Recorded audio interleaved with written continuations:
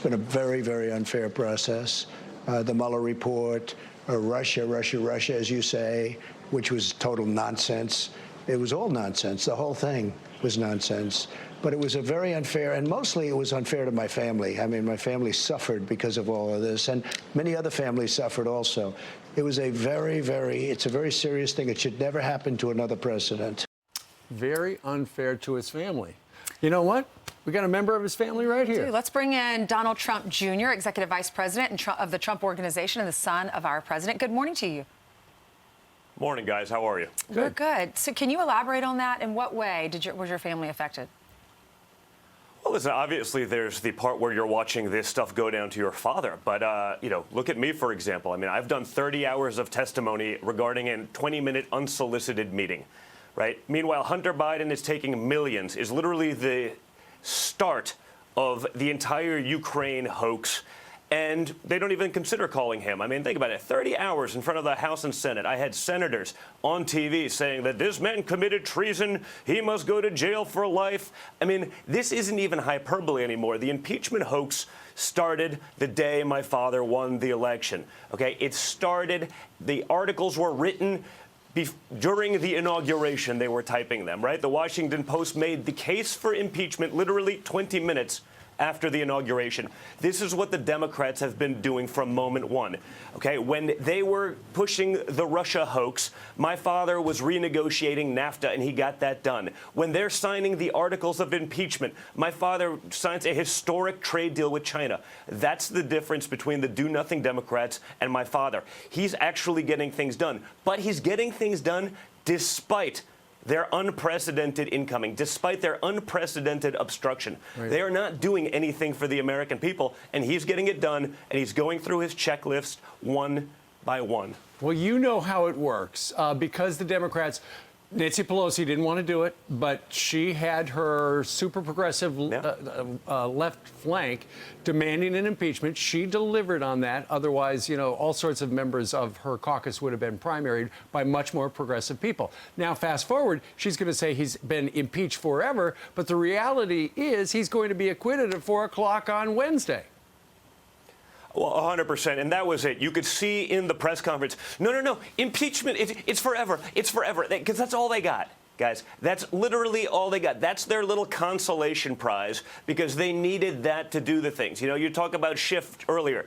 I have no regrets. Oh, really? You have no regrets? You were trying to call witnesses 3 days ago. What are you talking about? You blew it when you had it, because you never had a case. You just had a media that was willing to accentuate your talking points, that was willing to do this, as they've done with Adam Schiff for the last few years. Again, I was a part of 3 or 4 of those major outrage cycles over the last 3 years where a CNN type, look, we got him this time because Donald Trump Jr. did this, because they got a leak from Schiff's office as I was testifying, right?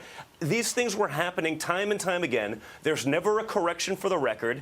The intent is not to actually win. The intent is just try to manipulate the news cycle in hopes that the average American won't do the research, in hopes that the average American won't see through the lies. But honestly, after 3 years of lies, you know, it's a little bit of the boy who cried wolf with them at this point. I'd like to see them start working with my father, get infrastructure done, lower health care costs, lower, you know, prescription drug pricing, all of these things that my father continues to try to work on despite their obstruction.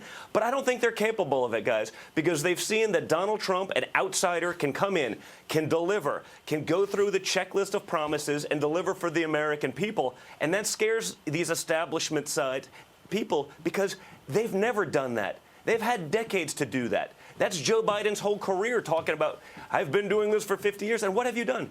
The average American can't name a single accomplishment, but they can go through Trump's checklist very easily. So let's go. Finally, it's going to be official. We're going to get a result. Instead of speculation about re-election, 2020 begins officially today, Iowa caucus. Correct. The president speaking to Sean Hannity last night on the Democrats. Watch. I'm just going to throw out a name, whatever comes to your mind. Okay. We'll start with Joe Biden. I just think of Sleepy. Hunter Biden. Where's Hunter? Bernie Sanders. Well, I think he's a communist. You mentioned now Elizabeth Warren. She's not true to it. I call her fairy tale because everything's a fairy tale. That's how Pocahontas got started. Everything's a fairy tale. This woman can't tell the truth. Michael Bloomberg. Very little. I just think of little.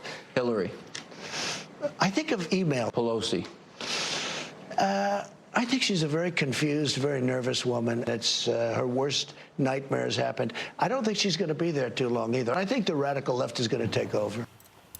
Well, the Pelosi aside, the others, let's just look at the field. The word is that the Trump team wants Bernie Sanders. Is that true? You know, honestly, guys, I don't know that it matters. I can think of But he's pluses so or different. minuses for all of them. I mean, you know, I think I kind of want to run against a communist in Bernie, but he's also got a very, you know, motivated base. He's got people that are showing up for his rallies, right? There's a viral effect, sort of like what Trump had when they said we couldn't win. So I don't base things on that. I mean, I sort of want to have Donald Trump go up against Joe Biden one-on-one for 5 months. I mean, I see Joe Biden in front of a teleprompter speaking to 20 people. He confuses which state he is in at least 50% of the time. You know, this is not a one-time anomaly that they would destroy Trump for. This is a recurring theme that's happening over and over again. So, I mean, one-on-one with Trump, you can't hide the same way. So I'd sort of love to go up against him. You know, and, you know, Elizabeth Warren, he's right. I mean, her entire career, her entire life is based on a lie, whether that was school, tenure, law, you know, the universities where she's making $500,000 to teach a class. I mean, all based on a lie. I mean, I'd sort of like to run against that, and I'd say most of the rest of them are probably irrelevant. Well, you were right about Bernie's crowd because they are very motivated. Then again, he had the biggest crowd this weekend. They had Vampire Weekend performing, and there was beer, which always brings out a crowd. Donald Trump Jr., we thank you very much for joining us live from West Palm Beach. Thank you. Thank you, guys. See you in Iowa.